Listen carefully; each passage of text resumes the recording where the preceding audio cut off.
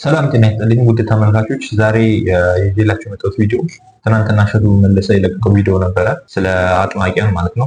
በዚያ መሰረት መምህር ተስፋዬ ቪዲዮውን አይቶት ምላሽ ሰጥቶበታል። ምላሹ ያው ራሱ ከመጽሐፍ ቅዱስና ከስንክሳር ላይ ያወጣ የሚገባው መልስ መልሷል። እናንተ ገብታችሁ ፍረዱ ነው የሚባለው። አላዋቂነታቸውን ነው በስነ ስርዓት ሲያስረዳ የነበረው። ምንድነው ቅናት ነው የሚመስልባቸው። ወደ ቪዲዮ እንግባ። የምሬን ነው የምልህ። ጥመት ይባላል።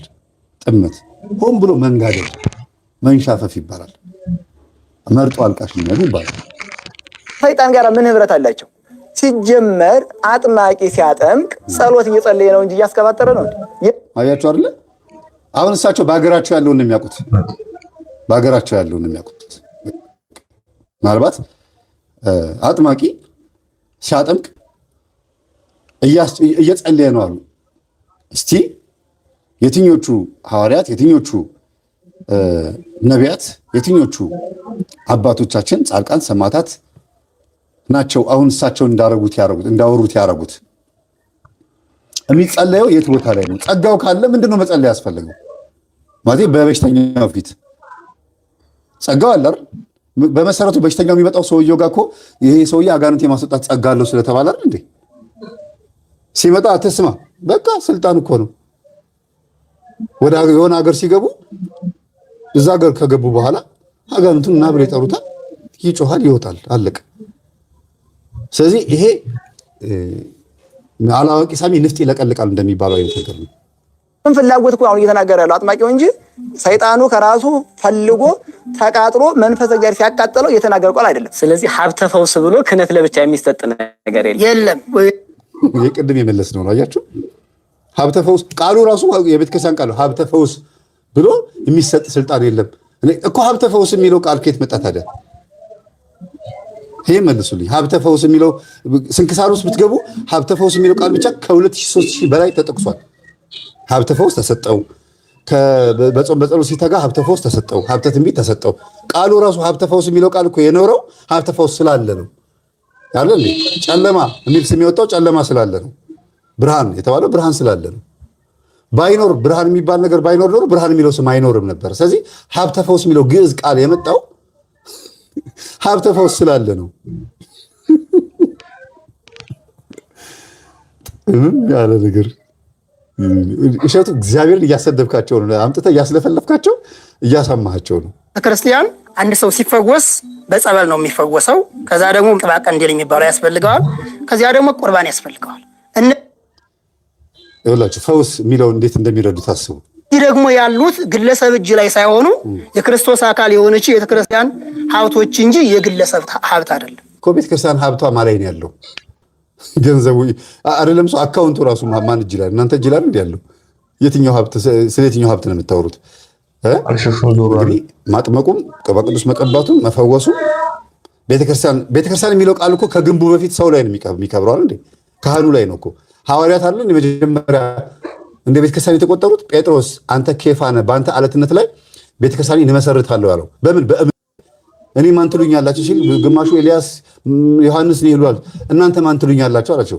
ጴጥሮስ አንተ የሕያው እግዚአብሔር ልጅ ነህ ሲለው እውነት ተናገርክ፣ አንተ ብፁዕ ነህ፣ በአንተ አለትነት ላይ ቤተክርስቲያን እንመሰርታለሁ አለው።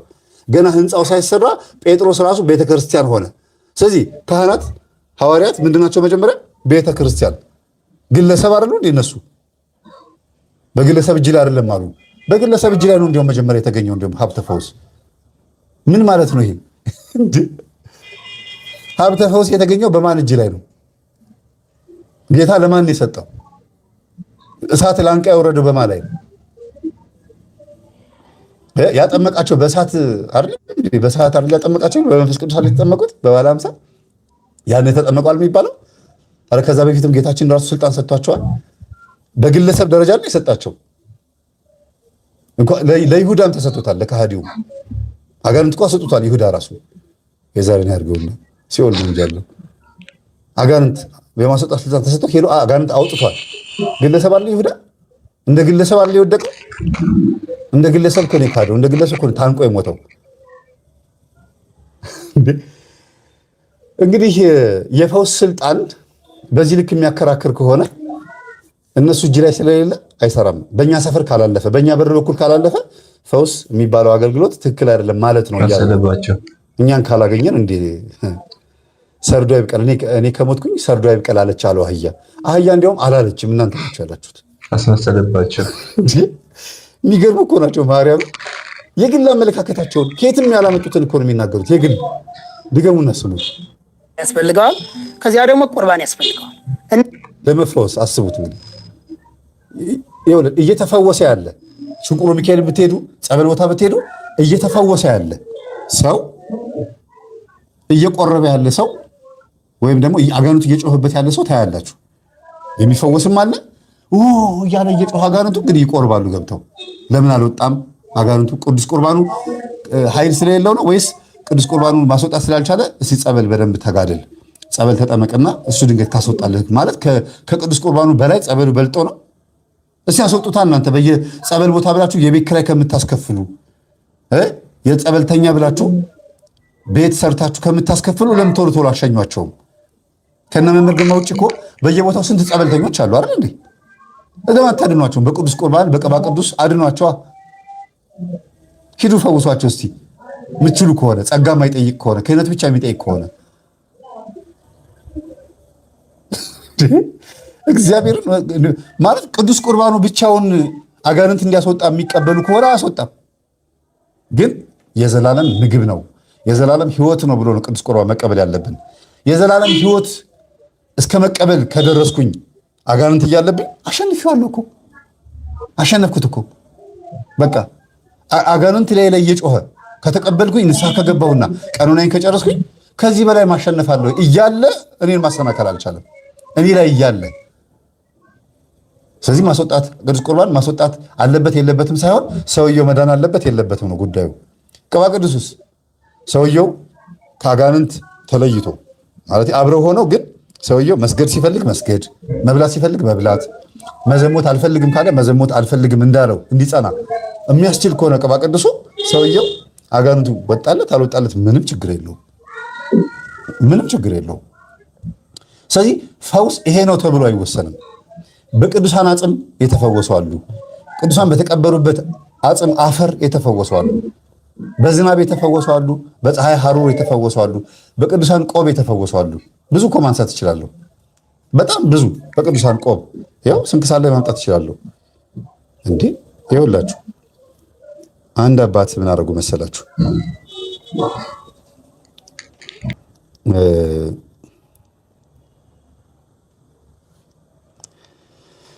እዚህ ጋር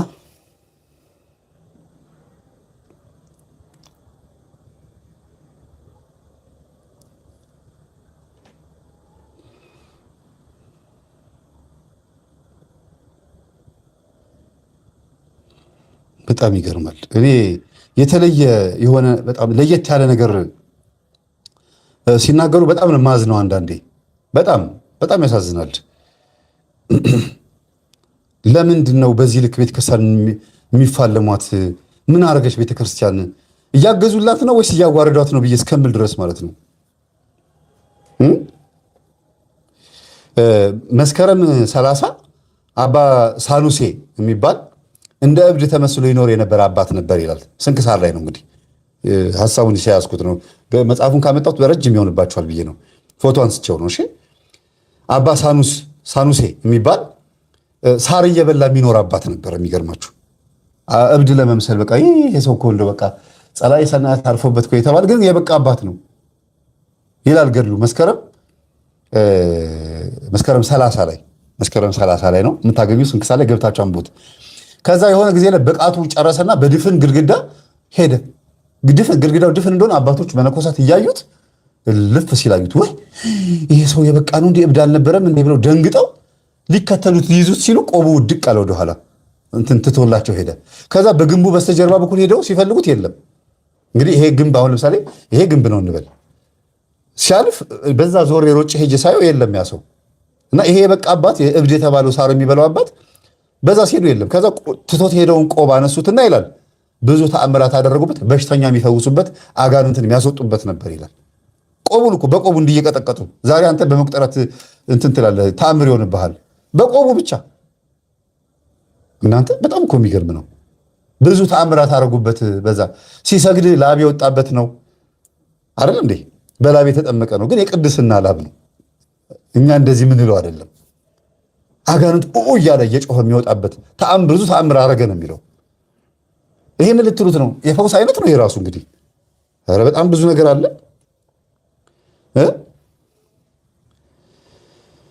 ኧረ በጣም ይገርማል። ሌላው ደግሞ በህዳር ወር ላይ ማለት ነው፣ የህዳር ወር ላይ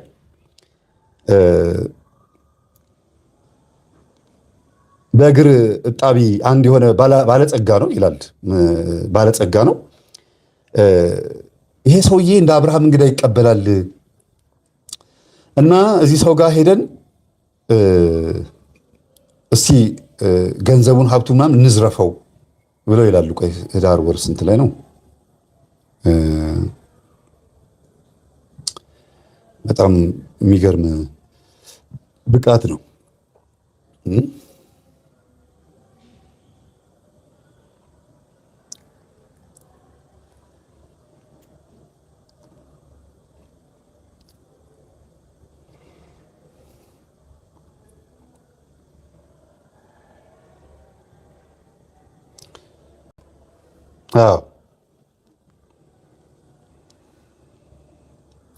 እና ይሄ ሰውዬ ወንበዴዎች መጥተው ለምን አውቀን እንግዳ መስለን ገብተን እግራችንን አጥቦ ምግብ አብልቶን ካጠጣን በኋላ መጨረሻ ላይ ገለነው ሀብቱን ለምን አንወስድም ብለው ይላሉ ይላል። የህዳር ወር ላይ ስንክሳር ላይ ነውና ከዛ እሺ ብለው መጡ። ከዛ ወይኔ እንግዶች መጡ፣ የአብርሃም እንግዶች መጡ ብሎ ሲቆጥራቸው 13 ናቸው። ስለዚህ 12 ሐዋርያትና ኢየሱስ ክርስቶስ ነው የመጡት ማለት ነው ብሎ በየዋህነት አሰበ ይላል። ባለጸጋ እኮ ነው የሚገርማችሁ። ከዛ እግራቸውን ካጠበ በኋላ በሉ አሁን ንገሩኝ፣ ከእናንተ መካከል ኢየሱስ ክርስቶስ የትኛው ነው ወይም ሐዋርያት የትኞቹ ናቸው ለይታችሁ ንገሩኝ ሲላቸው ጊዜ ደንግጠው ተያዩ ይላል። ከዛ ኧረ እኛ እንደዚህ አይደለም ምንድነው የምታወራው ምናምን አሉት። ደነገጡ ማለት እንዴት አስበው እንደነበረ ገርሟቸው ተደነቁ ይላል። ወዲያውኑ አይ እንደዚህም አትሉኝም እንዴ ቤቴማ የመጣውማ ጌታ ነው ብሎ እጣቢ የእግራቸውን እጣቢ አምጥቶ በሽተኛ ልጅ አለችው ይላል። አካል ጉዳተኛ ምናምን አጋንንት ያለባት በሽተኛ ልጅ ነበረችው። ያንን እጣቢ ወስዶ ሲደፋባት ዳነች፣ ተፈወሰች። ያንን በአይናቸው ሲመለከቱ በጣም ደንግጠው ተነስተው አንተ ምን አይነት ጻድቅ ሰው ነህ፣ አምላክህ ምን አይነት ነው እስቲ አስተምረን አሉት። እንዴት እኛ የመጣ ነው እኮ ልንገልህና ሀብትህ ልንወስድ ነው የመጣ ነው፣ ምን አይነት እምነት ነው ያለህ አሉት። የሚገርም ነው። ይሄም ፈውስ ነው እና በግርጣቢ በእነሱ ግርጣቢ ለምን ፈወሰ ሊሉት ነው እንዴ? ኧረ በእግዚአብሔር ተው። ግን ስንክሳር ከገባችሁ በጣም ብዙ ነገር ነው የምትሰሙት። በጣም በምራቅ የሚፈውሱ አሉ። ቅዱስ ቶማስ በምራቁ ነው የፈወሰው። የሚገርማችሁ ህዳር ወር ላይ ቅዱስ ቶማስ የህዳር ስንክሳር ላይ ወደ አንዲት ሀገር ሲገባ ጫማው ተበጠሰበት፣ ሸበጡ ወይም ደግሞ ዛሬኛ ነጠላ ጫማ እንደምነው ተበጠሰበት፣ ብዙ መንገድ ስለተጓዘ ሐዋርያው ቶማስ ከአራቱ ወንጌላውያን አንዱ። ከዛ ወደ አንዱ ቦታ ገባና ጫማ የሚሰፋ ሰው ገባ። ከዛ ጫማ የተበጥሶብኝ ነው ብሎ በምልክት አሳየው። በቋንቋ አልተገባቡ ነበረ። ከዛ ያ ሰው በአገረ ቋንቋ አሁን ቋንቋ ረስቸዋለሁ፣ አምላኬ ሆይ አንዱ ጌታ ሆይ ብሎ ሲጮህ ጫማውን ሲሰፋ እጁን በወስፌ ወጋው። እንደዚህ አድርጎ ወጋውና እጁ ታመመና አምላኬ ሆይ ብሎ ሲጮህ ክርስቲያን ነህ እንዲህ ያለው ቅዱስ ማርቆስ። አዎ እኔ እኮ ክርስቲያን ነኝ፣ ተደብቄ ነው የምኖረው እዚህ ያለው። በጣም ደስ ይላል። እግዚአብሔር ለካ ካንተ ጋር ያገናኝ፣ ጫማዬ እንዲበጠስ ያደረገው ወደ አንተ ሊያመጣኝ ስለፈለገ ነው። ማን ቤት ሄጄ ልረፍ? ወደዚች ከተማ ስገባ ማን ነው የሚያዋራኝ ብዬ በጣም ሰግቼ ነው። በእግዚአብሔር አገናኘን አለውና በላም ጣጣትህን አለውና ምራቁ እንደዚህ አድርጎ እንዲህ ሲለው እጁ በጥፍሩ እንግዲህ ወስፌው በዚህ ገብቶ በዚህ በስቶ ወጥቶ ነበረ። በምራቁ እንዲህ ሲለው ተፈወሰ ይላል። በምራቅ መፈወስ ይቻላል። ስለዚህ ለመፈወስ ወይም ለመፈወስ ህግ የለም። እንዲህ ነው መፈወስ ያለበት የሚል የለም። እመን ትችላለህ፣ ለሚያምን ሁሉ ይቻላል ነው የሚለው። በጣም የሚያናድድ ነው እንግዲህ አንዳንድ ጊዜ ብሎ ክህነት ለብቻ የሚሰጥ ነገር የለም። ቤተክርስቲያን አንድ ሰው ሲፈወስ በጸበል ነው የሚፈወሰው። ከዛ ደግሞ ቅባ ቀንዲል የሚባለው ያስፈልገዋል። ከዚያ ደግሞ ቁርባን ያስፈልገዋል። እነዚህ ደግሞ ያሉት ግለሰብ እጅ ላይ ሳይሆኑ የክርስቶስ አካል የሆነችው ቤተክርስቲያን ሀብቶች እንጂ የግለሰብ ሀብት አይደለም። ስለዚህ ምስጢራተ ቤተክርስቲያን መኖር አለበት ፈውስ ላይ ማለት ነው። ምስጢራተ ቤተክርስቲያን መኖር አለበት ሳይሆን ያለ ምስጢራተ ቤተክርስቲያን ፈውስ አይሰጥም የሚለውን ነገር ነው እየተናገሩ ያሉት። ይሄ ከባድ ትልቅ ስህተት ነው። ትልቅ ስህተት ነው። የሊቃውንት ጉባኤ ማን እንደሆነ ጠቁሙን የምንለው ለዚህ ከሆነ መተን እንከራከር። የሊቃውንት ጉባኤ በዚህ ልክ ከሆኑ ግን የሊቃውንት ጉባኤ እግዚአብሔርን ማፈሪያ ናቸው። አሁን እነዚህ ከሊቃውንት ጉባኤ መካከል አንዱን የመጡት ከተባለ ማፈሪያ ናቸው። ሰውን ለማዳን የግዴታ ቅባ ቅዱስ ያስፈልጋል ከተባለ ከባድ ነው። አይ ቅባ ቅዱስ መያዝ ያለበት ካህን ነው፣ ችግር መብታችሁ ነው። ቅባ ሜሮን ካህን ብቻ ነው መያዝ ያለበት፣ ልክ መብታችሁ ነው። ይሄ ግን ሰውን ለማዳን ግዴታ እንደዚህ ነው መሆን ያለበት የሚል ሕግ የተጻፈ ነገር የለም። ምክንያቱም ባህር የሆኑ ብዙ መጽሐፍቶች አሏት ቤተክርስቲያን። ስንት አይነት ተአምራት ነው። በቃ ፈውስ በርግብ ኩስ የተፈወሱ ሰዎች አንብቤያለሁ። በኩስ በጣም እኮ የሚገርም ነው። ስለዚህ የማርቆስ ጨረሻው ደግሞ የማርቆስ ህዳር 20 ላይ ማርቆስ ሐዋርያ እስክንድርያ ሲገባ ያልኳችሁ ማርቆስ ህዳር 20 ላይ ነው። ገብታችሁ እጁ እንዴት በምራቅ እንደፈወሰው። እንደገና ደግሞ ህዳር 19 ላይ ግቡና ሰርጊስ የሚባል አንድ የሚገርም አባት ሲሞት ከመቃብር አፈር እንደ እምነት ወስዶ ነበረ ሰው ያዳነበት። ከመቃብር አፈር ሰርጊስ የሚባል ሌላም ልጨምርላችሁ። ህዳር ወር ብቻ ነው እንግዲህ ያው የህዳር ወር ብቻ ህዳር 13 አባ ዘካርያስ ከለምጽ ያዳበት። እንግዲህ ይሄ ህዳር 13 ማለት አባ ዘካርያስ ከለምጽ የፈወሳቸው ቄስና ዲያቆን አሉ። ለምጻም ሆነህ ገብተህ መቀደስ አትችልም ተብሎ ቄሱ ሄዶ ተፈወሰ፣ እግዚአብሔር ፈወሰው። እና ሌላኛውም ዲያቆን መጣና ከለምጽ መዳን እፈልጋለሁ፣ እግዚአብሔር በለምጽ መጥቶኛልና ዘማዊ ወይም ደግሞ ኃጢአት ሰርቻለሁ፣ አንዳንድ ችግሮች ነበሩብኝ አባቴ፣ እንዴት ነው ከለምጽ የምጸዳው ሲለው፣ ግባና ጨለማ ክፍል ግባና ዝግ ዘጋባሃለሁ፣ እዛ ገብተህ ሱባኤ ካልያዝክ አትድንም አለው ይላል። እዚህ ውስጥ አሁን ቅባ ቅዱስ አለ? እዚህ ውስጥ አሁን ሌላ የምትሉት ሌላ ግዴታ መሆን አለበት የሚል አለ? የለም። አስገባውና በር ዘጋበት። ከለምጽ ካልዳንክ አትወጣም አለው። ያም ሰው እዛ እየተጋደለ እየሰገደ ከለምጹ ነጻ ይላል። ዲያቆኑና ቄሱ ለምጻም ነበሩ። ቤተ መቅደስ ከነ ለምጻቸው መግባት የለባቸውም ስለተባለ እንደምን ስለሚቆጠር እንደ በሽታ ስለሚቆጠር ማለት ነው። እንግዲህ እነዚህ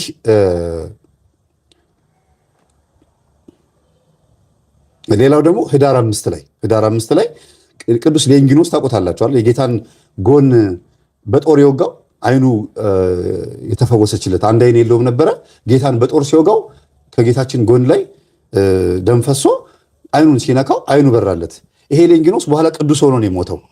ጌታ ሆይ አይኔን አበራህልኝ፣ ከዚህ በኋላ ጻድቅ ሆናለሁ፣ ቅዱስ ሆናለሁ ብሎ ቃል ገብቶ ስለነበረ ከሐዋርያት ጋር ተቀላቀለ። ከዛ ይሄ ሌንጊኖስ የሚባለው አባት በዘመኑ ስራ ሰርቶ አረፈ። ሰማዕት ሆኖ ማለት ነው፣ አረፈ። ከዛ የሱን ራስ ቅል እንግዲህ አስቡት፣ ዳብሳ በራስ ቅሉ ዳብሳ አይኗን የበራላት ሴት፣ ለዚያውም ለዛ ራስ ቅል ስትል ብዙ ዋጋ ከፍላለች። የሌንጊኖስን ራስ ቅል አግኝታ እንትን ለመሳለም ማለት ነው። ግን ልጇ ሞተባት። እዛ ድረስ ስትሄድ ልጇ ደግሞ ሞተባት። አንደኛ አይኗ ታውግሮ ተሰቃይታ፣ እንደገና በሐዘን ብዛት እኮ ነው፣ በለቅሶ ብዛት እንደገና ልጇ ሞተባት። መጨረሻ ላይ አይኗን አበራላት ያ የራስ ቅል፣ የሌንጊኖስ የራስ ቅል። ይሄ ፈውስ ይባላል ነው? ታምራት ነው የሚባለው ፈውስ። ለምን? ታምራት ለማያምኑት ነው። እቺ ደግሞ ያመነች ናት። ሌንጊኖስ አባቴ እባክህን እያለች ስትጸልይ ነው እኮ ስታለቅስ ነው አይኗ የታወረው የሚለው። በማልቀስም አይን ይታወራል። እና እንደው ብንችል ማለት ነው እግዚአብሔር ልቦና ይስጠንና ብዙ ነገር እንሰማለን።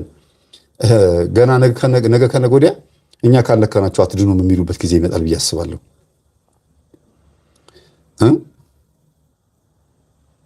እና እያንዳንዱ እንመጣበታለን። እሺ፣ ስለዚህ ክህነት ስልጣን ነው። ደጋግሜ ነው የምናገረው። ክህነት ስልጣን ነው። ጸጋ ደግሞ የቅድስና ጉዳይ ነው። መኖር አለበት። በሉቃስ ወንጌል ምዕራፍ 4 ቁጥር 25 ላይ ክርስቶስ ያንን ድውዩን ከፈወሰ በኋላ ሰይጣኑ ሲፈልግ ልታጠፋ መጣ ሲል ዝም ብለህ ውጣ ነው ጻ ወተፈጸም። ስለዚህ አንድ አጥማቂ ሲያጠምቅ ኪዳን እየጸለየ ትምህርተ ቧቱን እየጸለየ ሊጦኑ መስተብቆውን እየጸለየ በእንተ ድውያን ራሱ የሚጸለይ ጸሎት አለ። ያንን ጸሎት እየጸለዩ ሲፈውሱት አለ። አያችሁ አሁን እኚህ እንደ ሀገራቸው ያንኩት ኢትዮጵያ ውስጥ እሺ እንደዚህ ነው። ሌላው ዓለም ላይ ሻውን ኦርቶዶክስ ቸርች የሚባሉት ላይ አሁን እሳቸው የሚሉትን ጠርተው ነው ጸጋ ያለ ሰው የሚፈውሰው። ስንክሳር ላይ ይሄን ሁሉ እየጸለዩ ነው የፈወሱት ይላል። አጋንንት ለማስወጣት ይሄ ሁሉ ድርዳራ ያስፈልጋል? መጀመሪያ ነው የሚጸለየው። መጀመሪያ ነው ቅድስና ሕይወት ውስጥ መግባት። ይሄ ማለት ከምን ተቃላችሁ? ፊደሉ በራሱ ብቻውን ይፈውሳል እኮ እያሉ ነው። የኛ ሕይወት ምንም ጥቅም የለውም። እኛ ብንጾምም ባንጾምም ብንጸልይም ምንም ብንል ችግር የለውም። ደሞዝተኛ ብንሆንም ብናመነዝርም ምንም ብንልም ዋናው መስተበቋቱ ሊጦኑ ምናምን ከተጸለየ ይወጣል ነው አጋንንት። እስቲ አርጉትና እስቲ ይህን ጸበልተኛ እስቲ ባካችሁ አድኑልን። ታስሮ የተቀመጠውን ያው በእናንተ በደብተራዎች ታስሮ የተቀመጠውን እናንተ እመጣበታለሁ። እዚህ ውስጥ ስላላችሁት እመጣበታለሁ። በደንብ ነው የማውቃቸው እነዚህን ሰዎች። ስንት ጉድ አለ። ከደብተራ ማዕበል ፈጠነ ጀምሮ ብዙ ጉድ አለ። ተውት፣ ችግር የለውም። በደንብ ስለምንተዋወቅ ነው። አሁን ጊዜው ስላልሆነ ዛሬ እዚህ ቪዲዮ ላይ ብቻ ነው የምናወራው።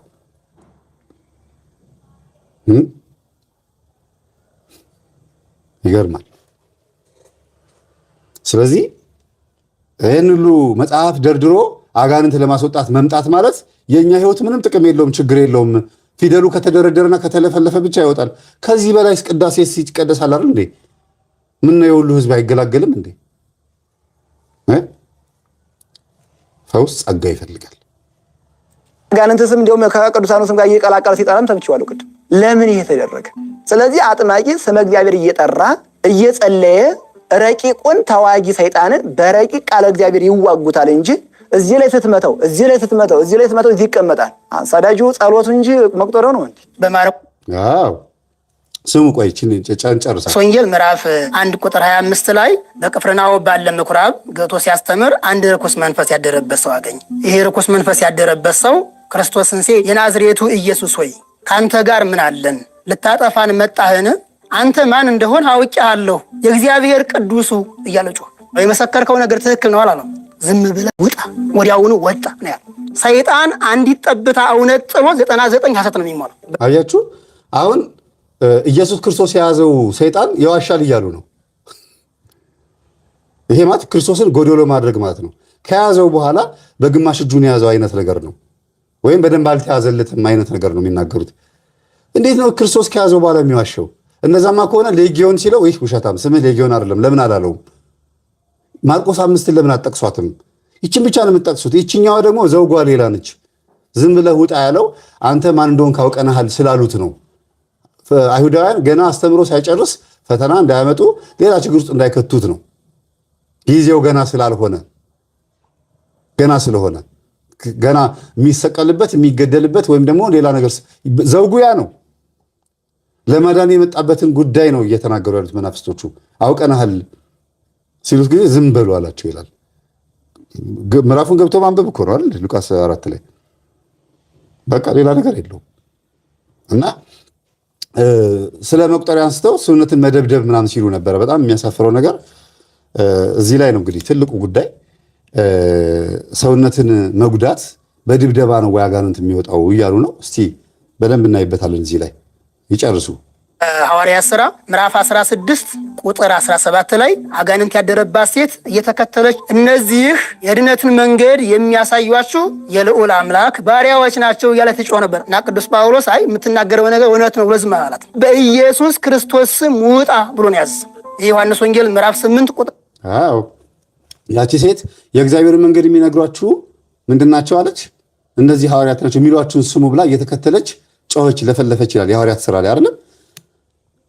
ቅዱስ ጳውሎስ ደግሞ ጆሮ እስኪያመው ልቡ እስኪዝል ድረስ ከኋላ እየተከተለች ስትለፈልፍ፣ ይቺ ሴት የምትለፈልፈው ነገር ቃሉ ስትሰሙት ጥሩ ይመስላል። እኔ ለምሳሌ የሚነግሯችሁ ነገር ትክክል ነው ስሟቸው ምናምን ሲባል ብሰማ ጥሩ ሊመስል ይችላል። አዎ ምክንያቱም ማውራው ትክክል ነው፣ ሰው እንዲሰማኝ ይፈልጋለሁ። ግን እያወራ ያለው ምንድነው? አጋንንት ነው። በውስጡ ያለው የትኛው አጋንንት? ያልተያዘው አጋንንት። በራሷ ፈቃድ ነው የምታወራው። እነሱ ይዘውት አይደለም እየለፈለፈ ያለው። ከኋላ እየተከተለቻቸው ተቀባይነትን ለማግኘት እሷ ጠንቋይ ስለነበረች ደብተራ ስለነበረች የትርፍ አጋንንትን የንግድ አጋንንትን ለሰው ታከፋፍል ስለነበረ እነዚህ ሰዎች የሚነግሯችሁን ስሙ፣ በእነሱ ላይ ያለው የእግዚአብሔር ኃይል ነው፣ ትክክለኛ ሰዎች ናቸው እያለች ስትመሰክር አሃ እቺ ሴትዮ ትክክል ናት ማለት ነው። እነዚህ ሰዎች ከሄዱ በኋላ ጴጥሮስና ጳውሎስ ከሄዱ በኋላ ወይም ሲላስና ጳውሎስ ከሄዱ በኋላ እሷን ይሰሟታል። ለምን? መስክራለቻ ስለነሱ። ይህንን ቅዱስ ጳውሎስ አይቷል። ስለዚህ ነገ ከነገ ወዲያ እቺን ሴትዮ እንዳይቀበሏት ዛሬውኑ አጋንንቷን ያዘና አባረረው። በራሷ ፍቃድ ነበር የምታወራው፣ ወይም ደግሞ አጋንንቱ ሳይያዝ ነበር የሚያወራው። የተያዘ ሰይጣን ይታመናል። ይታመናል የሚያወራው ትክክል ነው። ይታመናል ስለሱ ማለት ነው። ያወራው በመንፈስ ቅዱስ ተይዞ ስለሆነ ትክክል ነው ያወራው ማለት ነው። ያልተያዘ ሰይጣን ደግሞ እንደዚህ ይቀባጥራል ማለት ነው። ያ ነው ልዩነቱ። ዝም ብሎ እንደፈለገ አይወራም። እቺ ሴትዮ የምታወራው ተገዳ ነው ወይ? አይደለም። ተይዛ ነው ወይ? አይደለም። እጃቸውን ጭነውባት ነው ወይ የምታወራው? አይደለም። እባክሽን መስክሪልን ብላት ነው? አይደለም። ስለዚህ ያልተያዘ ሰይጣን ነው ማለት ነው። ያልተያዘ ሰይጣን ደግሞ ውሸት ነው የሚያወራው። ስለዚህ ሴትዮዋ ምን እያደረገች ነው? እየዋሸች ነው ማለት ነው። ስሟቸው የምትለው ለራሷ ፈቃድ ፈልጋ ነው። ከዛ ጳውሎስ አባረረው ይላል። ተቋረጠ? አልተቋረጠም? ተቋርጧል። እንደ ቤተሰቦች አባረረው ይላል። ከዛስ በጣም የሚገርመው ነገር የከተማው ሰዎች ተሰበሰቡና የትርፋችንን መንፈስ አስወጡብን። እነዚህ ሁለት ሰዎች የትርፋችን ማለት ለገበያ ለድግምት ለቢዝነስ ሰው እንዲበዛ ህዝብ አፍላ ምናምን አላርለ የትርፋችን መንፈስ አስወጡብን ከዚች ሴትዮ ላይ እንውገራቸው ብለው ቀጠቀጧቸው፣ አባረሯቸው ይላል። ሰይጣንን ስላስወጡ አሳድሯት። ዛሬ መምህር ግርማም እንደዛ ነው እየሆኑ ያሉት። የሚያጠምቁ አባቶችም እንደዚህ ነው እየተሳደዱ ያሉት። ደብተራው የገበያ እስቲ ቴሌግራም ላይ ግቡ፣ ቲክቶክ ላይ ግቡ። ለገበያችሁ ሰራላችኋለሁ፣ ለንግድ ሰራላችኋለሁ፣ ሎተሪ እንዲደርሳችሁ፣ ቁም እንዲደርሳችሁ ምናምን አይደል የሚሉት። የትርፍ መንፈስ ማለት ይሄ እኮ ነው። ደብተራ ማለት ይሄ ነው። ስርማሽ ቅጠል በጣሽ ማለት ይሄ እኮ ነው። ይሄን ነው ጥበብ የሚሉት። አሳፋሪዎቹ ጥበብ የሚሉት ይሄን ነው። ቤተሰቦቼ እንዴ አንድ የሆኑ አባት ጥበብ እያሉ ሲያወሩ ሰማቸውና ገረመኝ። ምን ማለታቸው ነው አልኩኝ። ቤት ላይ ነው ያለው። ባገኘው ጥሩ ነበር። ፈልጌ ለምንድን ነው የማላገኘው?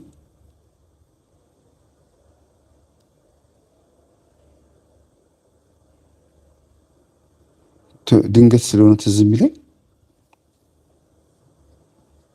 ወይም ደግሞ እዛ የምቀርጽበት ስልክ ላይ ሆኖ ነው የማጣው ብዙ ጊዜ።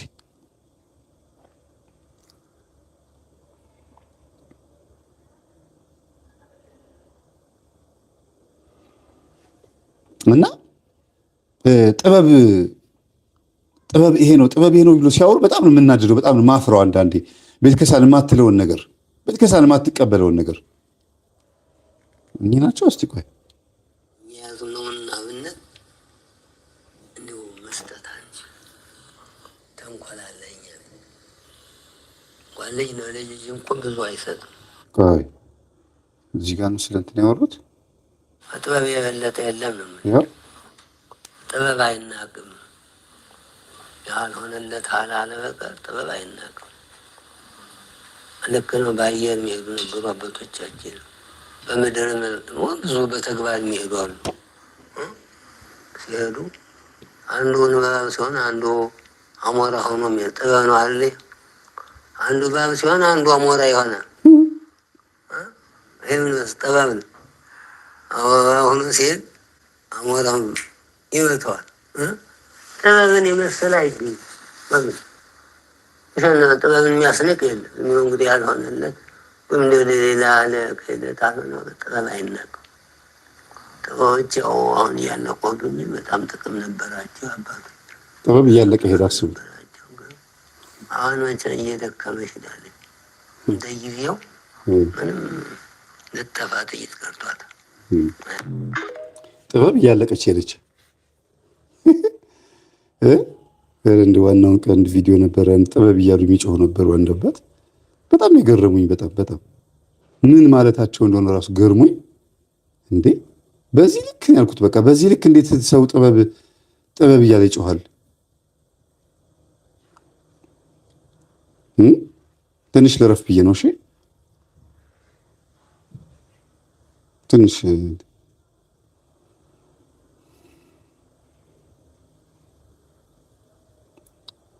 እዛው የምቀርጽበት ስልክ ላይ ስለሆነ በቃ ምንም ማድረግ አልችልም።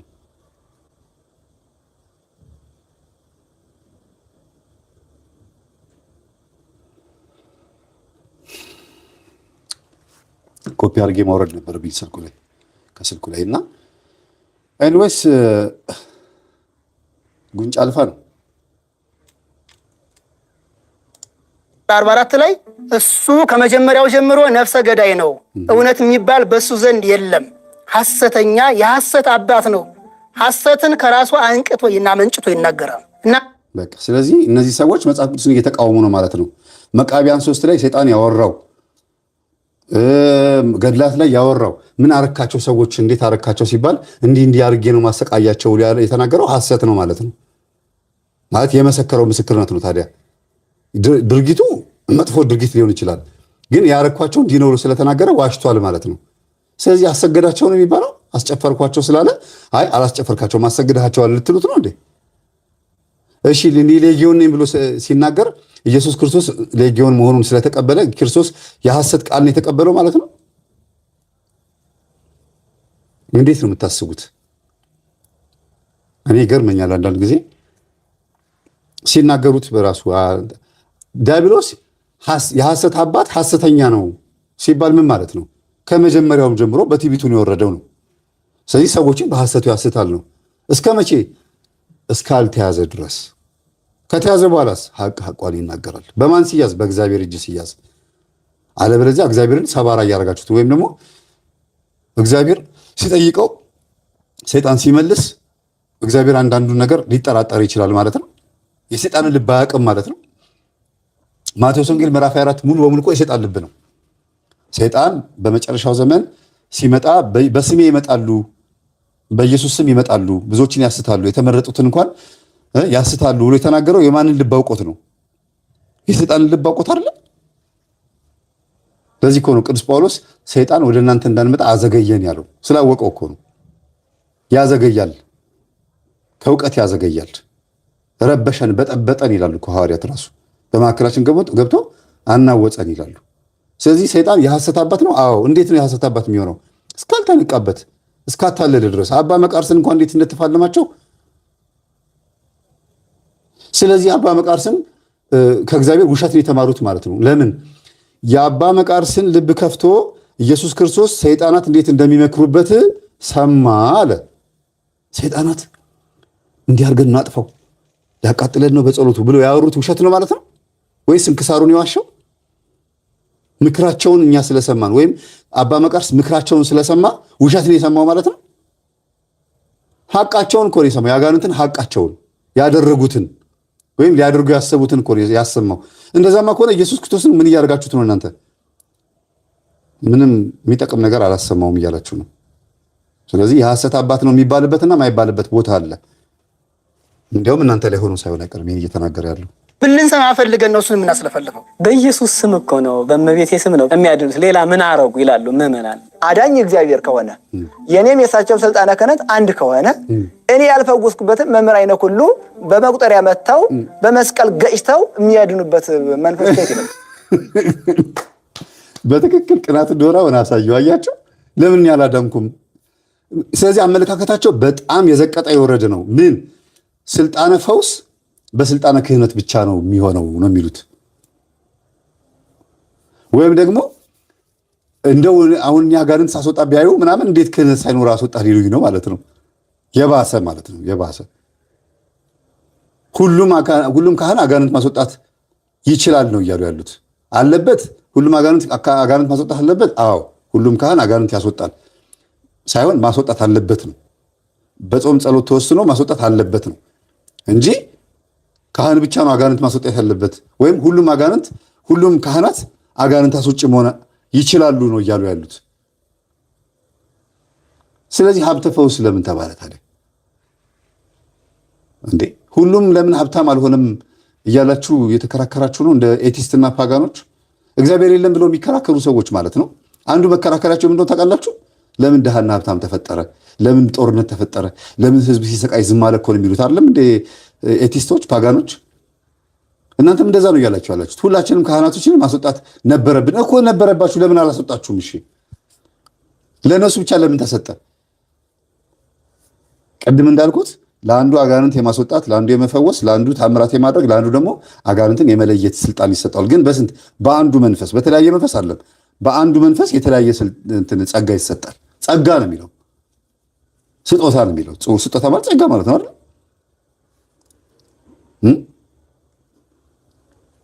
በእውነት ያሳፍራል። እኔ ለምን አላሰጣሁትም? መምህር ግርማ የሚያሰጡትን አጋንንት እኔ ለምን አላሰጡትም? እሱን ጥያቄው እኮ እሱ ነው እኮ። እኛም የምንጠይቀው ይሄንን ነው እኮ።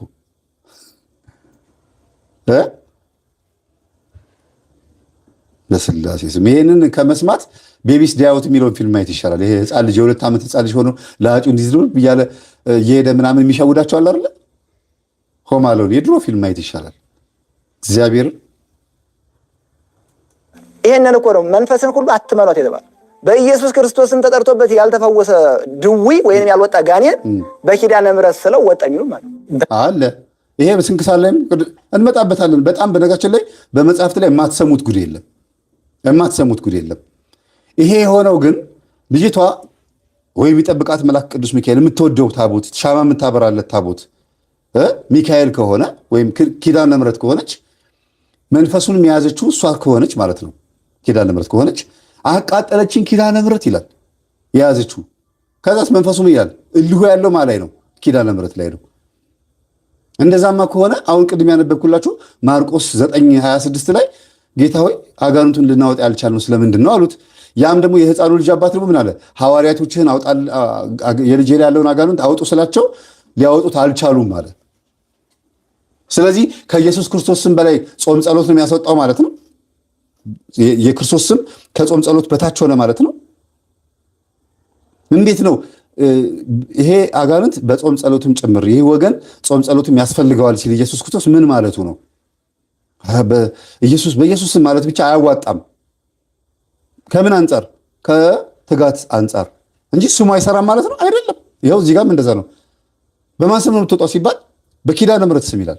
ለምን? ያቃጠለችው እሷ ነች፣ የያዘችውም እሷ ነች፣ ውጣ የምትለውም የምታናዝዘውም እሷ ስለሆነች ነው እንጂ እንዴት ማንስ ይሄንን ነገር ይጠፋዋል? በምርግም አሁን ጠፍቷቸው ነው ይሄንን ሄድ ዝም በል ከኪዳነ ምሕረትና ከኢየሱስ ማን ይበልጣልና ነው እንደዚህ የምትለው ማለት አይችሉም። ይሄን ስለተረዱት እንጂ እኔ አሁን ሩፋኤል በጣም የምወደው አገልግሎቴ ላይ የሚረዳኝ እሱ ነው። የትም ቦታ ሄጄ ከፊቴ ቀደም ምታ የሰዎቹን ልብ አራራልኝ የማስታረቃቸውን ሰዎች እባክህን አሸንፍልኝ ስለ ይረዳኛል። የሚጠብቀኝ መልአክ ደግሞ ሚካኤል ነው። የምወደው ቅዱስ ሩፋኤል ነው ስላችሁ ሚካኤልን አልወደውም ማለት ነው። ከልጅነት ጀምሮ የተወለድኩት ሚካኤል አጥር ስር ነው። በቃ ሚካኤል አጥር ስር የተወለድኩት ያሳደገኝም የማገለግለውም ያው ከ89 ዓመተ ምህረት ጀምሮ ስቲል ነው እስካሁን ድረስ ሊቀ መላእክት ቅዱስ ሚካኤል የካ ሚካኤል ነው ያሳደገኝም በልጅነት ጀምሮ ማለት ነው። እድሜ ልክ በሉት ምን 39 30 ዓመት እድሜ ልክ በሉት። ግን ሩፋኤል ጋር ትኩረት ያደረኩት ምንድነው? አገልጋይ ስለሆንኩኝ ሩፋ ማለት ፈውስ፣ ድህነት፣ መድኃኒት ማለት ነው። እኔ ደግሞ ሰው ማዳን እፈልጋለሁ፣ ሰው መፈወስ እፈልጋለሁ። መፈወስ ስላችሁ ይሄ እንደዚህ መምህር ግርማ እንደሚያደርጉት ሳይሆን ሰዎች እንዲመለሱ እፈልጋለሁ ከባዕድ አምልኮ። ስለዚህ ሩፋኤል ሙጥኝ ያስኩኝ ማለት ነው። ያው እያገዘኝ ነው ያለው ጓደኛዬ ሆኖ በቃ ስጠይቀው በመልካም መልኩ በደንብ ያወራኛል። በቃ በስርዓቱ በተግባር ያወራኛል፣ በአፍ ባያወራኝም። ይሄ ማለት ሚካኤልን አልወደውም ማለት ነው። ኢየሱስን አልወደውም ማለት ነው። ከኢየሱስ ክርስቶስ በላይ ሩፋኤል እየረዳኝ ነው ማለት ነው። ምንድነው ዝም ብሎ ሆን ብሎ መጣመን፣ ዝም ብሎ መሰነጣጠቅ፣ ፀጉር ስንጠቃ። እግዚአብሔር በጣም እኮ የምታሳፍሩ ናችሁ። ስለዚህ ኢየሱስ ክርስቶስን ስም ተጠርቶ ውጣ ሲባል እኔ በኪዳነ ምሕረት ስም ነው መውጣው ማለት የያዘችውም እሷ ስለሆነች እንዲወጣም ቃል ያስገባችሁ እሷ ስለሆነች ነው እንጂ ሌላ ምንም የለም። ብዙ ቦታ ላይ ይህን ማንሳት ይቻላል። ብዙ ቦታ ላይ እንግዲህ ተመልካቾች ቪዲዮ ተመለከታችሁት ነው። ምን ተገነዘባችሁ? ምንስ አወቃችሁ? እኔ አላዋቂነታችሁን የተገነዘቡት እንጂ አዋቂነታችሁን አይደለም። እንደ ቆብ እንደገፋ ቆብ እንዳደረገ ካን አከብራችኋለሁ። ግን ደግሞ ስለሚመለከታቸው ወይም ደግሞ ስለተረዱት ነገር መናገር ማስረዳት አለባቸው ብዬ አምናለሁ። ምክንያቱም አልፎም ዞራሉ ስንክሳሩን ቢያነቡት መልሶ አለ። ራሱ እያነበቡ ቃል እኮ ይፈርዳል። ኤኒዌይ ሐሰተኛ አጥማቂያን እንኳን ያሉትን ራሱ መምህር ተስፋዬ አጋልጧል። አስራተ ገብርኤልን አጋልጦታል። ሌላም ደግሞ አዳማ መስመር ምናምን በቆንጂ የምትባል ከተማ ላይ አንድ ሴት ነበረች። ስለሷም ጉዳይ አጋልጧል። እንደውም ቪዲዮ አለ፣ ቪዲዮ እለቅላችኋለሁ ማለት ነው መጨረሻ ላይ ማለት ነው። እኔ ከወዲሁ ልሰናበታችሁ። የራሳችሁ ቀና አስተሳሰብና ቀና አመት ኮሜንት ላይ ያስቀምጡ። ቸር ሰንብቱ። ቪዲዮውን አስቀምጥላችኋለሁ። ሐሰተኛ አጥማቂያ ሴት ናት ደግሞ ለዚያው በቃ ጥንቁላ በሉ ሴትዮዋ የምትሰራው ነገር ማለት ነው። ለታይታ እዛ መዝሙር አለ፣ ግን በመዝሙር ውስጥ ደግሞ ጭብጨባ ያለበት ከሆነ ዛሬም አብሮ እንደሚጨፈር አይታችኋል። በስትክክል ማለት ቤተክርስቲያን ውስጥ እንዴት እንደሚዘሉ አይታችኋል። እና ሴትዮዋም በእነዚህ አይነት አንጻር ነው ሄደች። ራሱ ጸበልተኛ መጥቶ ነው ሲመሰክሩ የነበሩ ልጁን ማለት ነው። ቪዲዮ ወጥቷል። ቪዲዮውን ተመልከቱ። እኔ ከዚህ ተነበጥኳት። መልካም ጊዜ እና ልክ በቃ እንዴት ነው ይሄ ገዳም ለገዳም ነው የሚያዞረኝ እና እዛ ገዳሙ ደግሞ ሲሄድ ለበረከት አይደለም የሚለው ለጨዋታ ለፍቅር ምናምን እዛ ውስጥ ፍቅረኛ ምናምን እንትን ትላለህ። ሌላ ነገር ውስጥ ገባኝ በቃ እና ደግሞ ቤተክርስቲያን ወስዶ ደግሞ ሊያረክስኝ ነው መደፋፈርም አመጣ ወስዶ ደግሞ የነከረ እዚች ልጅ ጋር ነው ማለት ነው። አዎ በቃ እዚህ ሴትዮ ጋር ነው የደረሰ። እድሜዋ ምን ያክል አረ ወጣት ነገር ነች የሆነ ትል ቢያንስ 35 ምናምን ቤት መነሻዋ እስቲ የምታውቀው ከሆነ መነሻና እሷ ነው የወጣችበት። እንዴት ነው መነሻዋ? ለምሳሌ ከእስልምና ሃይማኖት ወደ ጸበል መጣችና ከዛ ዳነችና ከዛ ጸጋ አደረባት ነው አይደለም ወይስ? እሷ ሙስሊም ነበረች። እሺ ታማ በቁስል ትመታለች። እሺ በቁስል ትመታ ሆስፒታል ትገባለች። ሆስፒታል በገባች ሰዓት ግን በቃ ማን ለመነሳት እስኪያቅታት ድረስ ስለ ላይ መስጠት ምናምን ነገር እንደሰማሁት እና እመቤቴ በህልም ተገልጣ እዚህ ጸበል ነኝ ትላታለች። እሺ እና ብዙ ጊዜ ሲደጋገምባት ጸበል ሰሪም ብላና ጸበል እንደተወሰደች እና ጸበል ተጠምቃ ደግሞ ሰው ጋር ያለው የሰወራት ሰው ጋር ያለው መተት በየቤቱ ይሄድ ትነቀል ነበር። እሺ መተት በየቤቱ እየቆፈረ ዝም ብላ ገብታ እንኳን ትነቀል። ለምን በቃ መንፈሱ ነው መንፈሱ እንዳለ ሆኖ ኦኬ። እሺ እና መንፈሱ ምንድነው አስጀምሯት እና ጸጋ ነው እያደረገ ያሳመናት እና እዚህ ቦታ ሂጂ እኔ እዚህ ቦታ እንድታገለግይ ነው ፈልገው ብሏ እመቤቴ እንደነገረቻትና ከጸበል ቦታ እንደመጣች ኦኬ። ስለዚህ በእግዚአብሔር ኃይል ሳይሆን ላይ ያለው መንፈስ እንዲያግተ ብያለሁ እያለ እግዚአብሔር አዛኝ ነው፣ ድንግል ማርያም አዛኝ ነው፣ እንዲያግተ ብዬ ነው እያለ ነው ይሄ ሁሉ የሚያደርገው። ስለዚህ ሲነካችሁም እሱ ነው የሚነካችሁ። ቅዱስ ሚካኤል ወረደ ይባላል፣ ቅዱስ ገብርኤል ወረደ ሰማዕቱ በቅዱሳን ምድር ቅዱሳን ነው የሚያወራው። አሁን ቅዱስ ሚካኤል ማለት ነው። ስለዚህ ሚካኤል ነኝ ትላለች። ከዛ የሚያወራው ሚካኤል ነው። ከዛም በዛ መሃል ስለ ሁሉ ነገር ደግሞ ተሙ አብዛኛውን ያውቃል ውስጥ እንትን ስላለ ከእሱ ከወጣ በኋላ እኔም ከዛ ነገር ስለወጣሁኝ ቀድሞ እሱ ብዙ ነገር በሱ የጠይቀው ስለወጣሁኝ ዝርዝሩን ደግሞ እሱ አጭሩ ላይ ሰዳል። ጸበል ስፍራዎች ላይ ምን ያክል ጥንቃቄ ልናደርግ የሚገባበትና ቤተክርስቲያን በዚህ ጉዳይ ላይ በደንብ የሆነ አንድ አቋም ቢኖራት በጣም ጥሩ ነው ብዬ አስባለሁ። እዛ ቦታ ላይ እንዴት መሰለክ የቤተክርስቲያን አገልጋዮች አሉ። የቤተክርስቲያን አገልጋዮች አሉት እንዴት ነው? በአቅራቢያው ላይ ቤተክርስቲያን አለ፣ እዛው ስፍራው ላይ ማለት ነው ቤተክርስቲያን አለ። ከቤተክርስቲያኑ አጠገብ ደግሞ ጸበል ፈለቀ ተብሎ ይዘው እንግዲህ አስተዳዳሪዎቹ እንግዲህ የአስተዳዳሪዎቹ ማለት ነው መጥተው እዛ ቦታ ላይ ፍቃድ ሰጥተውበታል። ከሚገርምክ ወረቀት አለ እጃቸው ላይ። አርሲ በቆጂ ኮጂ የሚባል ቦታ ላይ ነው። እግዚአብሔር አብ ጸበል ስፍራ ነው የሚባለውና ጸበል ቦታው ላይ ቤተክርስቲያን አለ ነባር ጥንት ነው፣ በጣም የቆየ ነው። ከዛ በኋላ ከዛው ደግሞ ዝቅ ብሎ ነው ጸበል ቦታ ፈለቀ ተብሎ አሁን ደግሞ የአቡነ ሀብተ ማርያም ጽላት ገብቶበታል እዛ ቦታ ላይ እና እኔ ከአንድ ልጅ ጋር ነበረ እዛ ቦታ ሄድ ነው ማለት ነው። እና ታምረኛ ቦታ ነው ምናምን ነው እንግዲህ የተለያዩ ጸበል ስፍራዎች እንደነ ስውሯ ማርያም እንደ የተለያዩ አይደለ እንደዛ አለ ማለት ነው። እና እዛ ቦታ ሄድን ማለት ነው። ሄድን ስናየው ምናምን በጣም ይፈወሰው አለ፣ ሚድን ሰው አለ። በጣም በቃ ታምራቶቹ ከምልህ በላይ ነው። ጸበል ትጠመቃለህ፣ ሚድን ሰው አለ። ነገር ግን በተለየ መንገድ አሁን እዛ ቦታ ላይ ያለውን ነገር ህዝብም አሁን ይሄ አንድም እንደ ንስሐ ነው፣ አንድም ህዝብ ደግሞ እንዲጠነቀቅ በተለይ በዚህ ነገር ላይ በደንብ ለአብራራ የምፈልግበት ጉዳይ አለ። ከሌሎች ተፈራ ጋር በተያያዘ ኮሚኒኬት ስላላቸው ከገንዘብ ጋር ስርዓተ ቤተክርስቲያን እንዴት አቃለው ሰዎች ያለ ነገር ተዳፍረውት መንፈስ ቅዱስ እንዴት እንደሚቃለል በእርግጥ ሰው ነው የሚቀለው፣ ነገር ግን እንዴት ሰዎችን አላስፈላጊ ልምምድ ውስጥ እንደሚገባ ማለት ነው። ቦታው ላይ ስትገባ ጨሌ የተጣለ ታገኛለህ። ከተለያየ ጥንቁልና ህይወት የተመለሱ ሰዎች ታገኛለህ። ነገር ግን ልክ እዛ ቦታው ላይ ስትገባ ቅድም ቀይ መጋረጃ ያልከው አይምሮ ላይ ስለመጣ ነው። ቀይ መጋረጃ አለ። ሙሉን በቅዱሳን ስላድኖች የተከበበ ነው ቦታው ሙሉ ቤቱ ማለት ነው። እና ይሄ ቦታ እንዴት ነው ቤተክርስቲያን የለውም ብዬ ጠይቄ ነበረ እኔ። ከዛ አይ ቤተክርስቲያን እዛ ጋር አለ፣ እንደገና ደግሞ እዚህ ጋር በእግዚአብሔር በህልም ቦታውን አሳይቷት እዛው ላይ ደግሞ ቤተክርስቲያን ሊሰራ እንደሆነ ነው የተናገረችው። እና እዛ ጋር የምታየው ቦታ ላይ ምንድነው እሱ ጨሌ የተጣለ ታያለህ። ከተንገላይ ጥንቁልና ቤት ውስጥ የተመለሱ ሰዎች በጥንቁልና ቦታ ላይ ሲኖሩ ቤት ውስጥ የሚገለገሉባቸውን እቃዎች በሙሉ አምጥተው እዛ አስረክበው ወደ ክርስትና የመጡትን ምናምን የሚናገሩ አሉ። ያው ግን በዛ ውስጥ ደግሞ ልክ አገልግሎት የሚባል ነገር ደግሞ አለ። አንድ ሰው አለ አባ ነው የሚሏቸው፣ ክህነትም ምንም የላቸውም። እማሁ ይሏታል። ምንም ቆብ የደፋችሁ ነገር የለም እሱ የሚላት ማለት ነው። እና እማሁ የሚሏት ከአክብሮት አንጻር ነው የሚሉት እና አክብሮት ሊሆን አይችልም።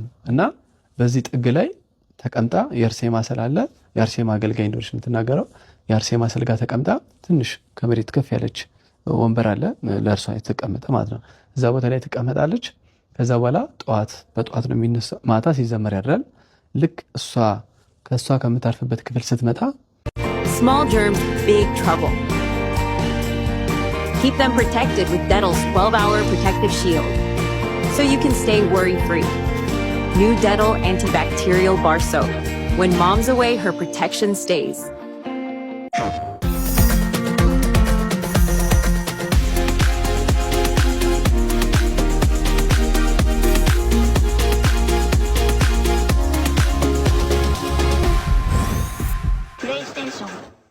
ክፍል ስትመጣ በሩ ይከፈታል።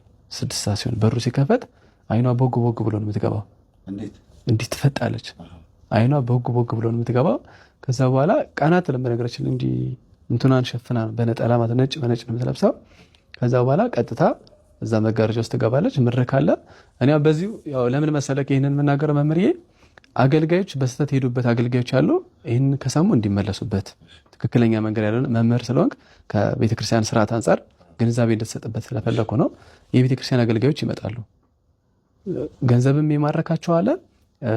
ትንሽ ወንጌሉም ደግሞ ድክመትም አለ ብዬ የተረዳሁት ነገር ስላለ ነውና እዛ ጋር የበለጠ ሰው እንዲሳሳትና የተሳሳተ መንገድ ውስጥ እንዲገባ የሚያደርገው አገልጋዮችን በማየት ነው።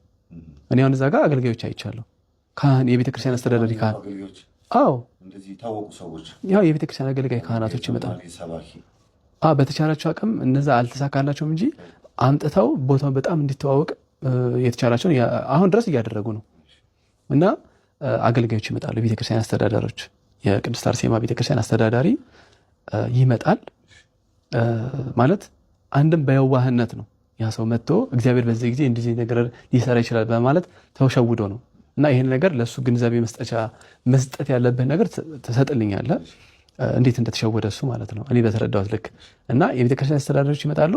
በተቻላቸው አቅም በጸሎትን መክፈት ይሞክራሉ። ነገር ግን አገልጋዮችን ያገላሉ፣ እዛ ጋር ያቃልላሉ። ለምሳሌ ደብተራ የተባሉ ሰዎችን ሁሉንም ካህን በዛ ለመጠቅለልና ክህነቱን ለማራከስ ይሞክራሉ። እዛ ቦታ የሚያጠምቀው ወንድ ነው፣ ክህነት የለውም፣ ትልቅ ሰው ነው፣ የዛ አካባቢ ተወላጅ ነው። እግዚአብሔር መንፈስ ቅዱስ ገልጾለት እዛ ቦታ እንደሚያጠምቅ አድርጎ ነው የሚናገረው። ከፍ ያለች ነገር ላይ ሆኖ ነው የሚያጠምቀው። ጸበል የተለያየ ስላድን ነው ለጥፈው በየቦታው ላይ ዋሻ ነገር አለች። ከዛ እየተቀዳ ጸበል በጀርካ እንደዚህ በቱቦ ያጠምቃል ማለት ነው። ማታ ያቺ ሴትዮ ትመጣና ልክ ከ6 ሰዓት በኋላ እየተዘመረ ነው ትመጣለች። የቤተክርስቲያን ሁሉ ነገር በቤተክርስቲያን ነው። ከበሮ፣ ሰንበት ተማሪዎች አሉ፣ አገልጋዮች፣ ካህናቶች አሉ፣ ማጠንት አለ፣ ይታጠናል። ካህን አያጥም፣ ማጠኛው ግን አለ፣ ማጠንቱ አለ። እና መድረክ አለ፣ አትሮኖስ አለ። እዛ ላይ ቁጭ ብለው ወንጌል ያስተምራሉ። ያው የተቻላቸውን አቅም ሰባኪ አይደለም የሚያስተምረው፣ ኖርማል ምዕመን ነው የሚያስተምረው። ትንሽ ቃለ እግዚአብሔር ያውቃል ተብሎ የሚባል ሰው ነው የሚያስተምረው። ከዛ በኋላ አብዛኛው እዛ ቦታ የሚመጡ ሰዎች ግን በገጠራማው ክፍል ላይ ያን ያህል ሰው በመንፈሳዊ ሕይወትም የጎለበተና ቃለ እግዚአብሔርም የገባው ስላልሆነ በተለያየ መንገድ ለመሸወድ ይሞከራል። ኢቨን ፕሮቴስታንቶች ገብተው የሚማርኳቸውም ከዚህ አንጻር ስለሆነ ይሄ ደግሞ ከተለያየ አይነት ባዕድ አምልኮ ውስጥ የመጡ ስለሆነ ባዕድ አምልኮን እናስጥላቸዋለን፣ እግዚአብሔር ይሄን ያደርግላቸዋል ተብሎ ነው የሚሸወሩት። እና ልክ እዛ ቦታ ላይ የተወሰነ ቃለ እግዚአብሔር ይነግሯቸዋል። ልክ 6 ሰዓት እስኪሆን በዝማሬ ነው። ሙሉ ዝማሬ፣ የንስሐ ዝማሬ የለውም፣ ቸብቸቦ ነው ማለት ነው። እና ጧፍ ይሰጣል። ጧፉን ትይዝና እሷ ስትመጣ ጧፉ ይጠፋል ማለት ነው። እና ጭስ ይኖራል፣ የጧፉ ጭስ ይኖራል። ከዛ በኋላ ጧፍ ትይዛለች፣ የተገመደ ጧፍ። ከዛ በሱ ሰዎች እንደዚህ ታደርጋለች፣ መንፈስ ለማስወጣት ትሞክራለች ማለት ነው። እና የሚወድቁ አሉ፣ ምንም የማይነቃነቁም አሉ፣ ምንም የማይመስላቸው አሉ። አብዛኛው ሰው ግን የሚጠራጠር ነው። ከተለያየ ቦታ ጉዞ አዘጋጅተው የሚመጡ አሉ። ከሐዋሳ፣ ከሻሸመኔ፣ ከአርባ ምንጭ በስነ ስርዓት ጉዞ አዘጋጅተው እዛ ቦታ የሚመጡ አሉ። እና ጉዞ ላይ ምን አለ? ስለ አድኖች ተዘጋጅተው ጨረታ ይጨረታል። ገንዘቡ ግን ለቤተ ክርስቲያን ጸበል ታምር ጸበል ቦታ አለ እና እዛ ደግሞ አንድ እማሆይ አሉ። ቅድም ያልኩ ለዚህ ነው። እማሆይ አሉ፣ አንድ አባትም አሉ። እግዚአብሔር ጸጋ የሰጣቸው ነው የሚባለው። እና እማሆይና አባ ሲባሉ ሰው የሚያስበው ካህን ናቸው ምናምን ሲጠይቅ አይ እግዚአብሔር ጸጋ ሰጥቷቸው ነው በዘመኑ ምናምን ነው የሚባለው። እና ልክ እዛ ቦታ የተለያዩ